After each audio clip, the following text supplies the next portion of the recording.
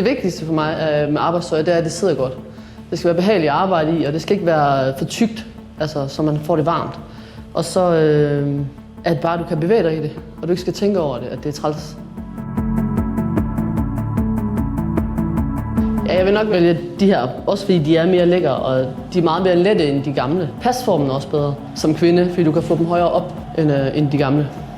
Altså, jeg er jo svært glad for hængelommerne. De er gode. At de har udluftning hernede, det er også meget lækkert. Både her ved benene og her bag ved lommerne kan du åbne op. Og så herom bagpå er der også ventilation ind. Det er mega lækkert. Det er meget smart, at de har lavet den her tapeholder, så man så kan, om man er højre eller venstrehåndet, så kan man flytte den herfra og herover, hvis man nu er venstrehåndet i stedet for. Vi har en her om til spartel og kniv, hvor de har fået rykket lidt op, så den ikke sidder og skaver på ens ben hernede. Så det er dejligt, at de har fået styr på den og fået rykket den op, så den ikke er træls. Farven på buksen er god.